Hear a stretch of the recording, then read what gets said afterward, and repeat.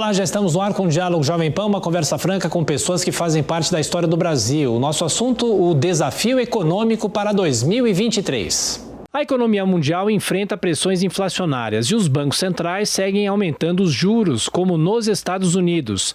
No Brasil, a transição de governo já começou e quais medidas devem ser tomadas a partir de 2023? A reforma tributária é consenso e os debates sobre o teto de gastos e recursos para o Auxílio Brasil dividem opiniões. Os desafios econômicos no país em destaque no Diálogo Jovem Pan. Bom, e falando sobre os desafios econômicos para 2023 e também a reta final desse ano de 2022, a gente recebe aqui o economista André Perfeito e aqui ao meu lado Luiz Arthur Nogueira para participar da entrevista. Tudo bem, Arthur? Valeu. Tudo ótimo, um prazer, Thiago. Bom, André, bem-vindo aqui mais uma vez ao Diálogo Jovem Pan. Eu já começo perguntando, o ano vai chegando ao fim com alguns bancos centrais aumentando juros, como recentemente o Fed americano, temos também notícias da Europa. O que é possível esperar nessa tentativa do mundo de conter a inflação nesta reta final de ano? Bem-vindo mais uma vez, obrigado. Bem, olá, Thiago, olá, Arthur, sempre um prazer falar aqui na Jovem Pan. Bem, vamos lá, né? Tem uma política monetária no mundo que está sendo cada vez mais contracionista. E isso daí tenta dar conta do processo inflacionário já bastante disseminado, né? Os mercados, obviamente, estão reagindo de forma negativa, né? A elevação da taxa de juros implica necessariamente uma contração da economia e também do preço dos ativos financeiros. É isso que a gente deve ver aí ao longo do final desse 2022, até para mais ou menos controlar a inflação. Só que está sendo muito persistente e essa persistência tem gerado um incômodo muito grande entre investidores e empresários de forma geral. Luiz? André, o nosso Banco Central, o Banco Central do Brasil, vem sendo elogiado por ter começado um ano antes a subir juros. É o que, em tese, coloca o Brasil agora à frente nesse processo de combate à inflação. Dá para dizer que isso já foi fruto da autonomia do Banco Central que foi aprovada nos últimos anos? Sem dúvida nenhuma, né? O nosso Banco Central iniciou o ajuste antes, vai parar antes e deve começar a cortar antes, né? Isso explica até, em alguma medida, a nossa Bolsa ter performado bem ao longo de 2022, a despeito das outras bolsas caindo. Então, sem dúvida nenhuma, a independência do Banco Central jogou um papel importante, né? E vai continuar jogando no próximo governo, né? O fato do Banco Central independente, ser independente, evita que haja receios a respeito de comportamentos erráticos da política monetária que poderia bater no dólar de forma mais forte. Ô André, recentemente teve alguns protestos de caminhoneiros numa discussão sobre aceitação ou não do resultado das urnas, mas independentemente disso, quais são os impactos? Ainda é muito cedo saber se isso vai impactar alguma coisa em relação à economia, porque tivemos, claro, alguns desabastecimentos que são considerados, por exemplo, pela APAS pontuais. Olha, de forma geral, a greve do caminhoneiro é um trauma no tecido econômico, né? Você está impedindo justamente a circulação de bens e mercadorias, isso daí, obviamente, gera algum efeito. Ao que tudo indica, está sendo controlado e foi pontual mesmo, não teve um efeito tão forte. Agora, o que a gente precisa ver, né, é essa transição, né? A gente está mudando, né? O governo vai mudar a orientação de várias políticas, né? Claro, tem algumas coisas que devem continuar, a questão dos R$600, os dois candidatos, né? E o presidente Lula agora deve manter, né? Tem uma discussão fiscal para ser feita. O que eu acho que chama mais minha atenção é entender como o governo do presidente Lula vai encaminhar justamente discussões não só do campo fiscal, mas também Petrobras, como ele vai organizar isso ou não, o uso do BNDES, como vai ser feito ou não o uso do BNDES e as demais políticas microeconômicas no Brasil.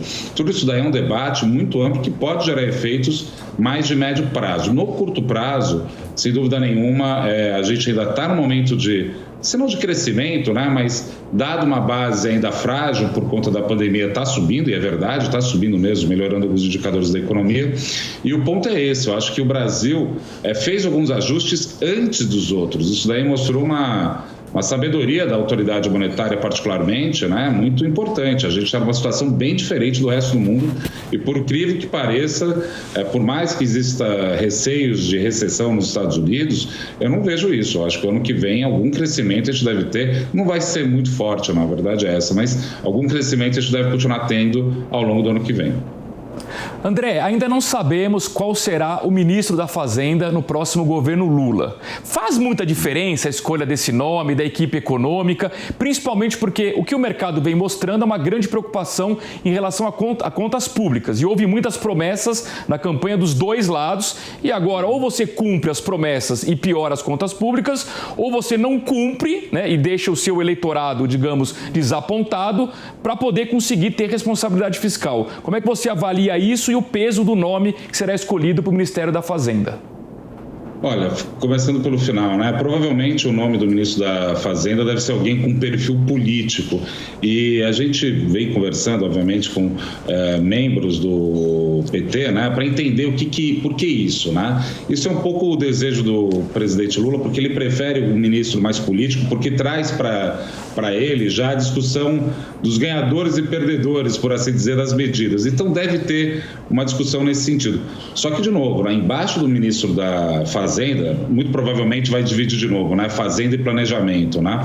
Tem uma quantidade gigantesca de cargos técnicos. Estamos falando de secretários de todas as pastas, estamos falando de presidente de bancos públicos, enfim. Então, esse perfil desse do ministro da Fazenda e do Planejamento, né? Talvez seja mais político, mas se espera que os outros cargos sejam determinados de maneira mais técnica, né? Alguém que entenda mais da máquina pública. Agora, a gente está na situação, né? A discussão fiscal no Brasil é muito séria, porque o nível de endividamento que a gente está hoje em dia é estrondoso. Qualquer erro na política monetária, ou seja, se a política monetária não, fiscal, que leve a política monetária a subir a taxa de juros num ambiente que nem o atual, pode fazer a dívida pública explodir de forma quase exponencial, né? Então, mais uma vez, né, a discussão fiscal vai ter que ser muito importante, e mais do que isso, né? Já que o teto parece bastante comprometido, né? Aparentemente, o plano do Paulo Guedes, né, era o seguinte: olha, eu não vou mexer no teto, mas eu vou tentar cavar um porão aqui, né? Começou a ideia daquele plano 3D, né? Que não, é uma ideia antiga já, mas ele estava sendo dito, né, da desvinculação, desoneração, desburocratização, que era justamente para deixar o orçamento mais leve. Era uma solução que o ministro Paulo Guedes estava apresentando. Agora falta a gente entender o que o governo Lula quer fazer. A gente não vai saber já agora, mas essa discussão tem que ser travada já em 2022, né? O Wellington Dias, do PT do Piauí, já está querendo criar emendas dentro do orçamento do ano que vem para permitir os R$600. Isso tem que ser olhado com muita atenção, porque dependendo como for feito, né, é aquele ditado, né, emenda sai pior que o soneto, né? Então é melhor continuar com muita atenção nisso, porque isso daí pode, batendo nos juros, pode comprometer o crescimento econômico do ano que vem, também ter efeitos claros no mercado de capitais brasileiro. Estamos aqui no Diálogo Jovem Pan com o economista André Perfeito, falando sobre o futuro governo, também as expectativas, claro, econômicas para 2023. Bom, você e o Arthur já falaram um pouco sobre o teto de gastos, não é, André? E eu pergunto, como se acaba, por exemplo, com o teto de gastos, porque é uma discussão que foi feita durante a campanha eleitoral. Acabar com o teto de gastos ou, pelo menos, tirar algumas coisas do teto, didaticamente para o público entender como é que isso se daria e se, na sua avaliação, isso tem que ser feito. Bem, vamos lá, né? O teto de gastos é a emenda constitucional 95, né? Então teria que ser feita uma discussão no âmbito legislativo de muita intensidade, né? Não é simples fazer isso para o próximo governante. Agora, por outro lado, a minha opinião é assim, eu prefiro que tenha uma discussão fiscal bastante mais coesa do que criar puxadinhos o tempo todo, porque aí começa a abrir no teto, né? Abre uma clarabóia ali, um teto solar a colar, sabe? Começa a abrir coisa para jogar tudo para cima da laje, por assim dizer, desse teto. Então, acho que eles vão ter que refazer a discussão fiscal. Não tem jeito. Agora, isso daí depende de um esforço, de novo, no Congresso, de uma intensidade muito elevada. Talvez vai ter que fazer PECs, uma emenda constitucional, para alterar isso de novo. E a gente sabe que a interação disso com o presidente Lula, com o Congresso, que tem uma característica, pelo menos inicial, de centro-direita. Vale notar que o partido do presidente Bolsonaro, o PL, né, é a maior bancada. Então, como vai ser feito isso de novo? Vai ser bem difícil para o próximo ministro da Fazenda e do Planejamento organizar essa discussão de maneira adequada, para dizer o mínimo, né? Isso tudo aí a gente vai ter que olhar com atenção. Começou agora o governo de transição, né? Até a gente ter uma ideia, e cá entre nós, eu desconfio que nem o próprio partido ainda, né, sabe exatamente o que quer fazer. Estão falando que vão ver os números. É um jogo truncado, por assim dizer, né? Eu, particularmente, acho que o teto dos gastos surgiu num momento de muita dor institucional, né? A gente estava naquele pós-impeachment, tinha toda a discussão das pedaladas. Eu acho que pode se organizar um debate um pouco melhor agora, mas, de novo, isso precisa ver da capacidade do Palácio do Planalto, né? No próximo governo, do governo do presidente Lula, lá, como ele vai articular com todos esses atores. Não é uma discussão fácil. Agora, André, por trás dos gastos públicos está a reforma tributária. E a grande pergunta que nós brasileiros queremos saber é a seguinte: vamos pagar mais impostos no próximo governo para bancar as questões sociais que são importantes, mas têm custos? Olha, Arthur, respondendo de forma bem direta, sim, me parece que vai ter algum tipo de aumento de carga tributária. Vale notar que a gente já tinha uma discussão muito forte a respeito, no atual governo, né, sobre lucros e dividendos. Essa discussão deve continuar no próximo governo, não deve ser esquecida, não. Só que, assim, se tem esperança que a carga como um todo se mantenha em termos agregados igual. O que vai mudar é como vai ser escalonado isso. Provavelmente, a parcela mais rica da sociedade deve pagar mais, né? O atual governo, o governo com as características do PT, me parece isso. Mas, de novo, isso tudo tem que combinar com os custos, né? Ou seja, com o Congresso, né? Que tem uma característica, insisto, aparentemente mais de centro-direita, né? Se isso é verdade, a gente não tem muito por onde escapar. Deve manter a carga tributária do mesmo tamanho, mas escalonando diferente. Agora, como vai ser feito isso? Mais uma vez, temos que ver, né, a capacidade e a habilidade política do presidente Lula em articular isso no Congresso Nacional. Claro. Agora, André, em fevereiro também toma posse o novo Congresso, mas será que as propostas já existentes no Congresso Nacional em relação à reforma tributária podem ser aproveitadas, como a própria reforma proposta pelo Bernard Api? Inclusive, já entrevistamos ele aqui na Jovem Pan. Será que essas propostas podem ser reaproveitadas ou vai ter que depender de uma proposta que surge do Executivo de novo?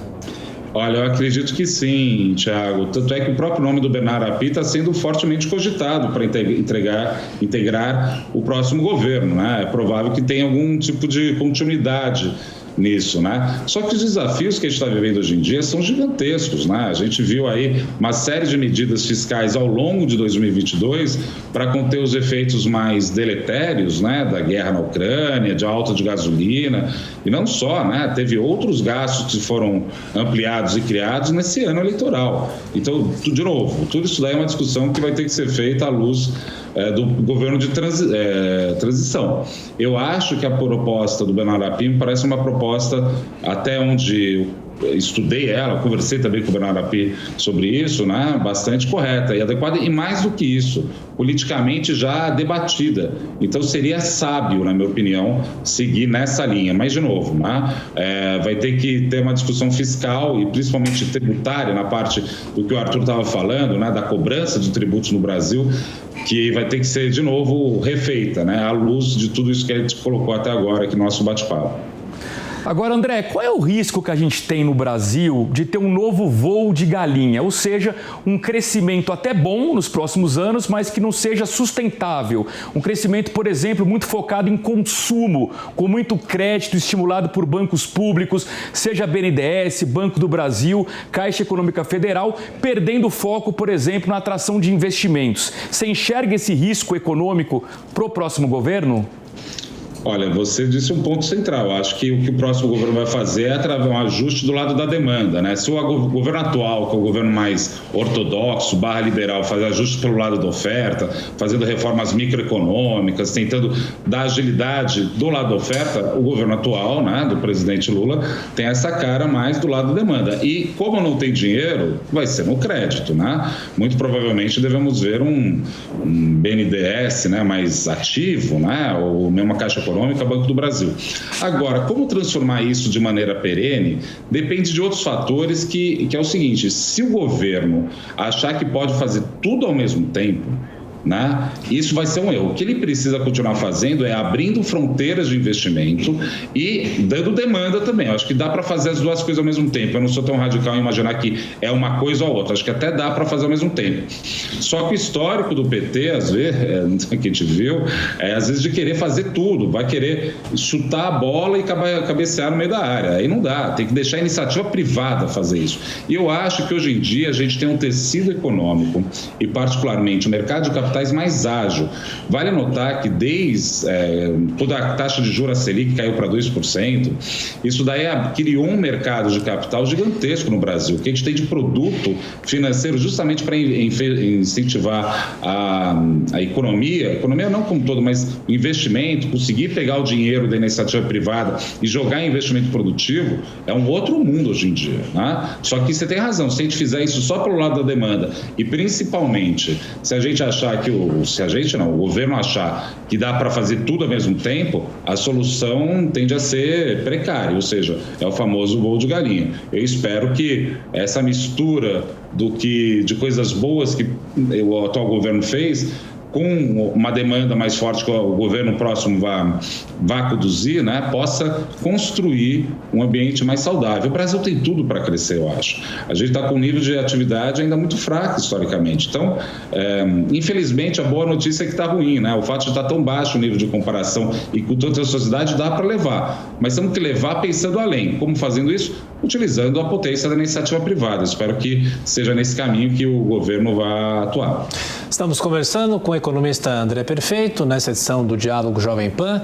E André, falando sobre privatizações, né? Essa é a grande, talvez, diferença entre as duas propostas que se apresentaram para o segundo turno das eleições presidenciais.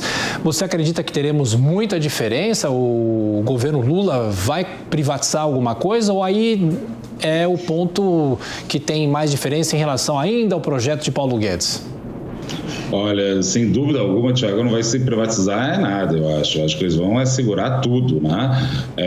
Bem, existiam discussões avançadas até a respeito da privatização da Petrobras, no sentido é que a Petrobras é uma empresa tão grande, mas tão grande que você não é imprivatizável ela inteira, né? Você tem que fazer por partes.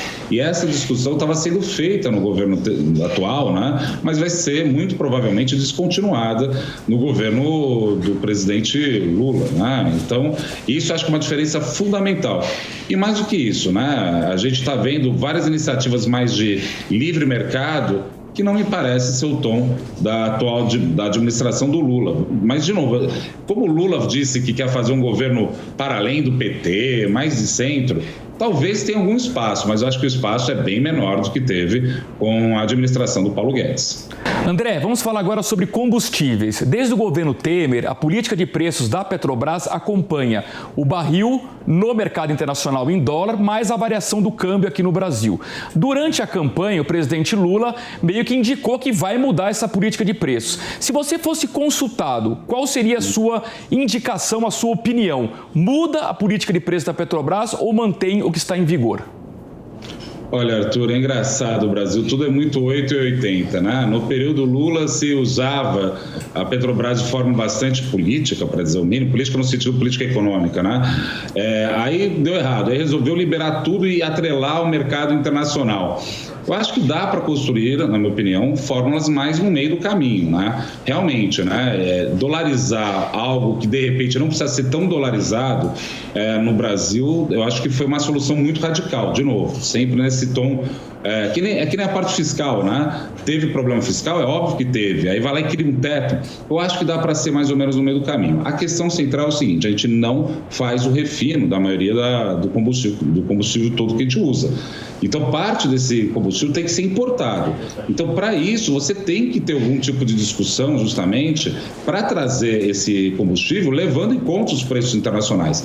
A fórmula, talvez, mais ideal seja uma mistura de um PPI com os preços domésticos, né? Criar um preço de referência mais abrasileirado. É uma questão complicada, mas é uma questão também, por outro lado, mais simples de ser lidado se a gente tira um pouco desse clima, vamos dizer assim, de intervencionismo que existia dentro da Petrobras nos mandatos do PT. Eu acho que dá para construir algo mais no meio do caminho.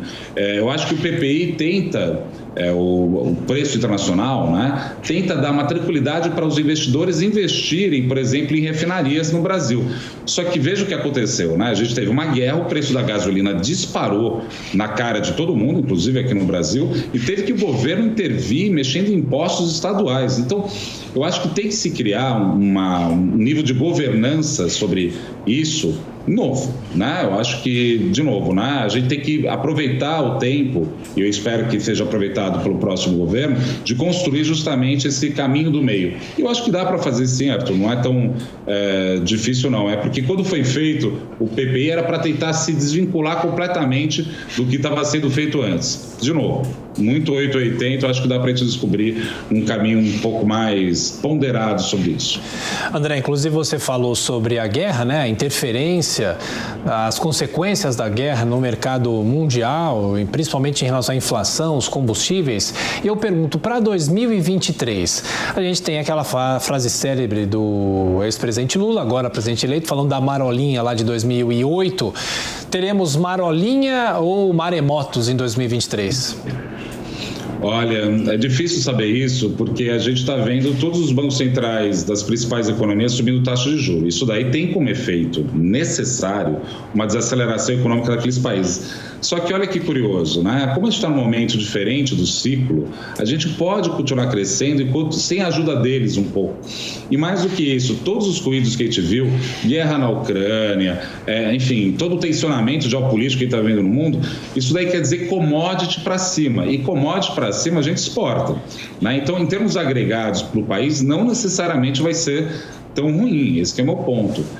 Vai ser ruim, difícil para a maioria da população que vive obviamente que a inflação tem um efeito, né? E a gente importa muita coisa também, isso daí pode gerar algum efeito. Só que com o preço de commodity subindo ainda no patamar bom, não necessariamente vai ser tão ruim. Então, o próximo governo, né, e o Lula vai herdar várias dificuldades do atual governo, né? Essa discussão fiscal é uma delas, só que o próximo governo do presidente Lula vai herdar várias coisas positivas, né? Muitas medidas feitas pelo Paulo Guedes e a equipe são de longo prazo, né? O Arthur estava trazendo justamente a discussão e a preocupação desse voo de galinha. O presidente Bolsonaro e o Paulo Guedes, ao fazer uma agenda mais liberal, o efeito disso nunca é no curto prazo, é no longo prazo.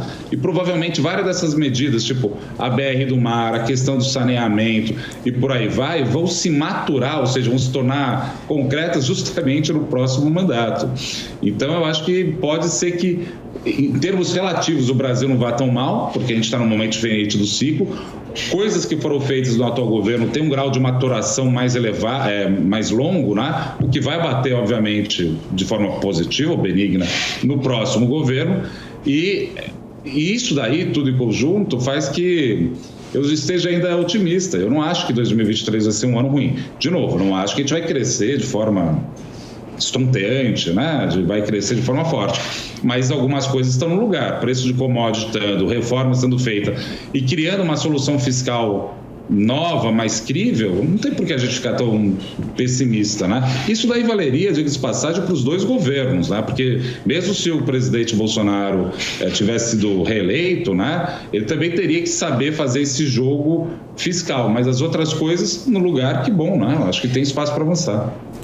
André, além das sequelas, obviamente, humanitárias da pandemia, houve muitos problemas econômicos que permanecem até hoje. Um exemplo é o setor automotivo. Teve ruptura nas cadeias, o preço do carro disparou e hoje não existe mais carro popular. Parece que é tudo acima de R$100 mil. Se a gente pegar um outro exemplo, transporte aéreo, passagens para o cenário doméstico aqui, também passagens internacionais, preços absurdos. Isso em algum momento vai voltar ao normal, ao que era antes, ou são patamares que vieram para ficar e hoje vai ser cada vez mais difícil viajar e comprar um carro, por exemplo?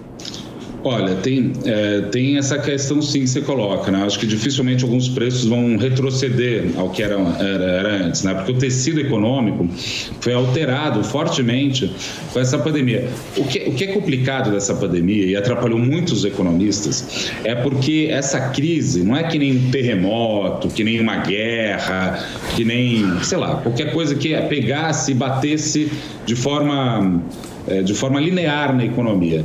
A pandemia, ela criou uma situação muito nova, ela bateu no tecido econômico de maneira heterogênea. Né? O que eu quero dizer com isso é o seguinte: por conta da pandemia, tem setores que foram completamente desarticulados, destruídos, por assim dizer, mas tem setores da economia que foram muito bem obrigados, na verdade foram até melhores, né? Então o efeito da pandemia ainda vai demorar um tempo para a gente descobrir aonde o equilíbrio macroeconômico vai ficar. Eu desconfio, como você colocou, a questão de carro, a questão de viagem, né? Que deve alterar isso um pouco, né? Eu acho que de fato não deve ser tão mais barato, mas no curto prazo esses bens não devem cair. Mas de novo, ao médio e longo prazo, o que a gente vai ver no mundo é uma melhora da produtividade. Né? Por um lado, a pandemia criou todo um uso intensivo de tecnologia que a gente não sonhava até 2020. Isso é uma novidade, a gente não imaginava que ia ser isso desse jeito. Mas, por outro lado, cadeias produtivas estão sendo desorganizadas por conta de uma tensão política. A gente está vendo um movimento que é chamado de desglobalização. Né? Os americanos não estão querendo confiar tanto nos chineses, os chineses não podem contar tanto com os americanos, a Europa, no meio do caminho, tendo que se discutir a questão energética e como resolve esse problema de custo de energia. Nessas horas, ainda bem que a gente está um país afastado de tudo isso, né? E mais do que isso, um país autossuficiente em várias das questões, né? Somos autossuficientes de maneira energética, né? Tudo bem, a questão da gasolina e do diesel, dos derivados, a gente precisa importar, mas o Brasil tem todas as condições também de resolver esse problema. Tem países que é muito mais dramático. Tem uma situação de segurança alimentar também boa no Brasil, né? Também tem coisas que tem que importar, mas também dá para dar conta.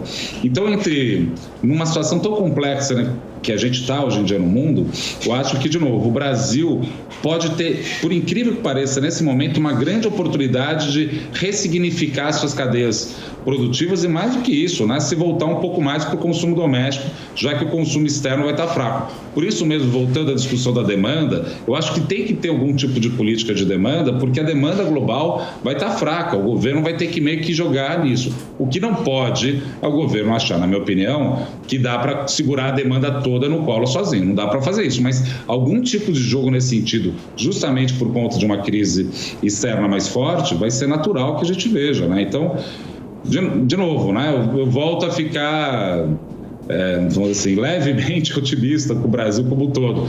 Isso aí tudo depende agora da administração política, né? É isso que a gente tem que ver com esse governo de transição, né? E quais vão ser os nomes indicados para o próximo governo. E, André, dentro de tudo isso que você está falando em relação à indústria, né? A recuperação industrial do Brasil depende do quê? É preciso ter um plano nacional de recuperação da indústria? De que forma que isso pode se dar a partir do ano que vem? Bem, olha, a questão da indústria é uma questão seríssima, né? O Brasil vem perdendo, assim, tecido muscular, né, do setor industrial de forma rápida, né? Eu acho que precisa ter uma parte que é, de um lado, planejamento, né? Eu acho que tem que ter alguma indução por parte do Estado, fazer claro, não é uma indução do tipo a Petrobras querendo criar o setor de naval de novo no Brasil, não é isso. Eu acho que você deve ter políticas mais focadas para ajudar esse setor. Volta à questão tributária anterior, né? Temos que dar uma ajuda sim para a indústria brasileira. O mundo agro hoje em dia já é muito forte, muito saudável. O setor da indústria tem que ter para até ajudar o setor agro no Brasil. Senão a gente vai começar a ficar, não consegue andar tem que as duas pernas andarem juntas. Mas uma discussão que a gente vai ter que ter no Brasil é como reinserir o Brasil no mundo que está desglobalizando. Existem oportunidades aí no meio do caminho. Então, de novo, eu acho que as empresas, e mais do que isso, as instituições industriais, estou falando da Fiesp, da Fierj, estou falando de todos, da CNI, todo mundo tem que voltar a organizar a discussão da indústria no Brasil. Não dá para a gente ser... O mundo agro, ele tem um papel importantíssimo, na verdade é central quase no Brasil, mas sem a indústria funcionando de maneira adequada, não vai funcionar direito. Então, de novo, eu acho que vai ter que ter os formuladores de política pública e as instituições do setor vão ter que se debruçar de maneira mais contundente sobre esse tema. Eu acho que isso daí seria o mínimo, né? Olha quanta coisa a gente pode fazer no setor industrial que outros países não estão conseguindo fazer. A gente tem um parque de produção de veículos aqui no Brasil gigantesco, a gente pode tentar incorporar outras tecnologias, tem muita coisa para fazer. De novo, né? A boa notícia, que nem eu brinquei, que a boa notícia que está ruim, abre fronteiras para a gente fazer coisa.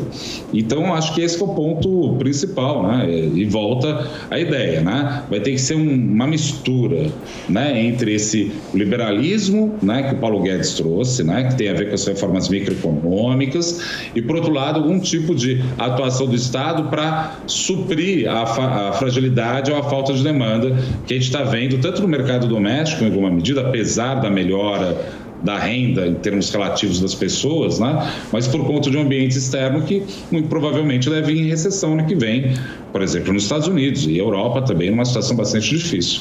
Nosso tempo terminou, eu agradeço aqui ao Luiz Arthur Nogueira pela participação no Diálogo Jovem Pan. Valeu, viu, Luiz? Obrigado, Thiago, foi um prazer. E claro, a participação do André Perfeito, mais uma vez conversando conosco. Obrigado pelas avaliações e as projeções e torcendo, claro, sempre para o melhor do Brasil. Valeu! Eu que agradeço, Thiago, Arthur e a Jovem Pan. Bom, falamos sobre as projeções econômicas ainda nesse fim de ano e também para o ano de 2023 com o economista André Perfeito. A você ouvinte, a você espectador que nos acompanhou, muito obrigado sempre pela sua audiência e continue conosco. Até a próxima.